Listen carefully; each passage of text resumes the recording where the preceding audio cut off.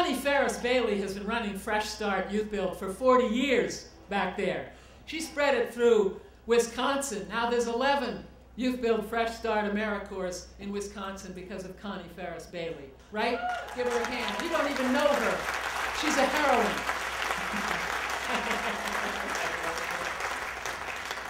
Richard Halpin's been in Austin. You've seen him this week. Where's Richard? 30 years. 30 years he's been fighting injustice in Austin, right? He's the one who told us we had to go green, and he's the one with his staff who are teaching us how to do it, and he has never let up for 1 second telling us, Dorothy, why don't you get $1 billion for Youthbuild? Why are you settling for $50 million? I said, okay, Richard. We set a goal at the directors' conference 2 years ago with Richard in the back of the room saying, $1 billion. Okay, so we went to Barack Obama's campaign. We said, Candidate Obama, this was not done in person, but it was done through his folks. You know, we need to go to 50,000 young people a year. That's going to cost $1 billion a year. It's worth it. The investment, the return on the investment is unbelievable. We should not be wasting our money on putting people in prison. We should not be wasting our money on people being unemployed and dependent, right? You guys,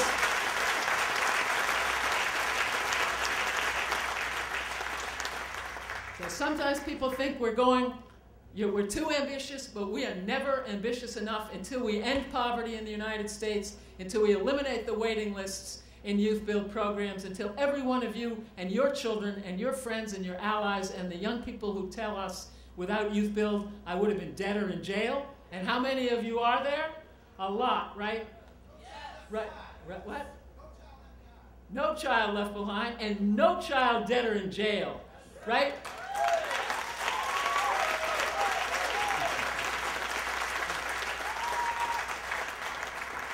And our next job, I just want to put it on the table, even though the people here are not the ones who are necessarily going to do it. We have to get the governors. We've got to get state government to put some of that criminal justice money into Youthbuild and programs like Youthbuild, right?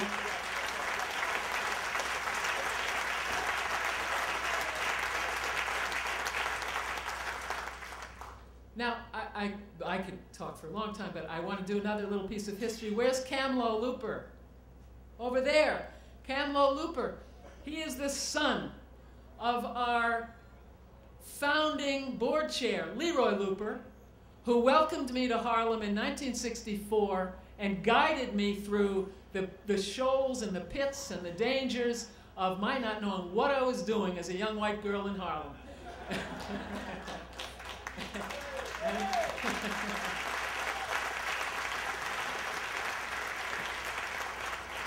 And I want to thank Leroy Looper. He's 84 years old. He's home. He's watching television all day, hoping to get a glimpse of his son and all of us here, because he's totally devoted to Youthbuild. And without him, we would not be where we are.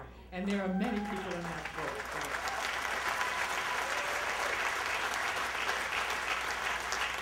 Yeah. And of course, I'm getting the signal that my time is up. Hey, I'm just beginning.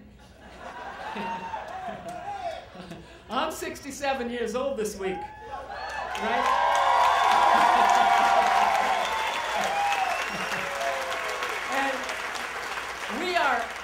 And we are not so much celebrating the 30 years. This has been a hard 30 years, hasn't it? We have worked hard. We have cried and wept and struggled, and we've stayed alive, and we've changed lives. We are launching the next decade here. The next decade is going to be our best decade. Right? Right? And we promise you, Ray Uhaldi, that we will do everything in our collective power to make sure that this expansion and this replication happens with the best quality that we can get from the collective knowledge that is in this room and across the country, because we do know how to do this thing. Right?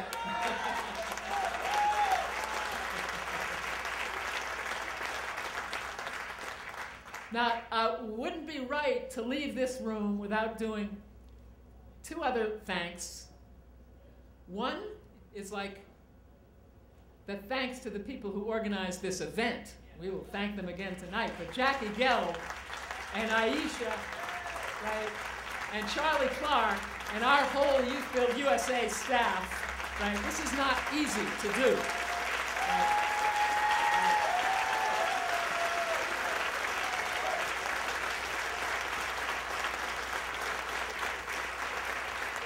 And I can't leave this stage. We have other important people who are going to speak, including Martin Luther King III. Now,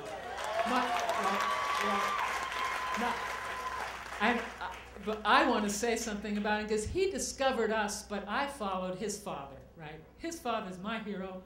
I'm so honored to have him with us, having discovered us by doing his tour of poverty programs. I didn't think to reach out to him. He reached out to us, right?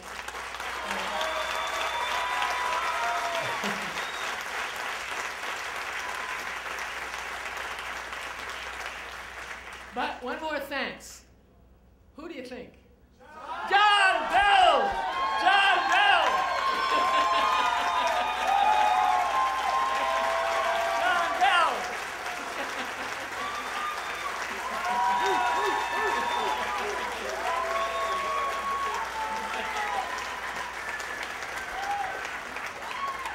John Bell, the keeper of the love, the giver of the love, my husband, for 40 years, John Bell.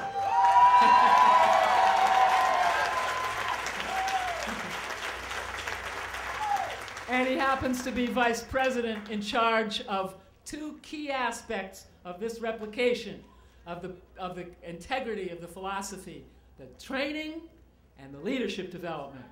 And he's held that in his hands for decades.